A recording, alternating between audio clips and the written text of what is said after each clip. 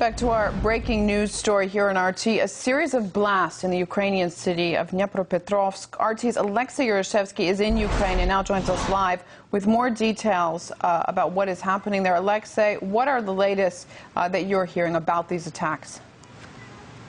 Well, the latest is that we have it officially confirmed by the authorities that 4 explosions rocked Ukraine's third largest city of Dnipropetrovsk during this morning, with about 10 or 15 minutes difference in between each explosion. It is interesting that all of these explosions happened on the very same line of the tramway. The first one happened at about 12 a.m., at midday local time. We understand that the number of those injured is growing every hour. Now the latest figure we have received from the authorities is 27 people have been injured in the wake of these explosions, and 25 of them have been hospitalized, most of them in very severe health conditions with very severe wounds and injuries. Now, the city of Dnipropetrovsk, meanwhile, is gripped in panic.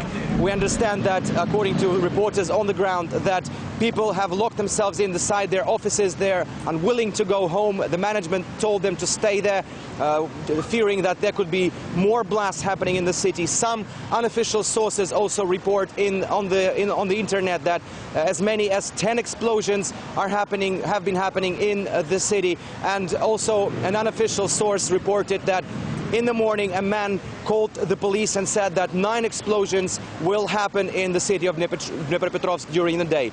Definitely those are conflicting reports. The official line is that 4 explosions have happened so far and 27 injured. We are certainly following all the developments from central Ukraine in the city of Dnipropetrovsk. Alexei, this is not the first time this Ukrainian city has been hit by blasts, is it?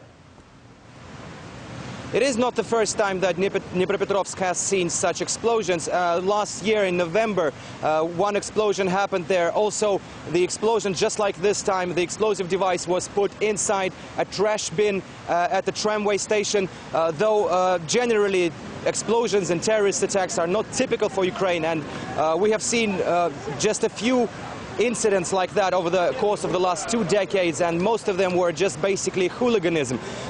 Now the authorities are not certainly ruling out the possibility of a terrorist attack. In fact, we understand that the Interior Ministry has already started a criminal investigation on a terrorist attack, and we are waiting for any more news from the official sources on whether this is a terrorist attack and whether anybody would claim responsibility for the set of explosions in Dnipropetrovsk.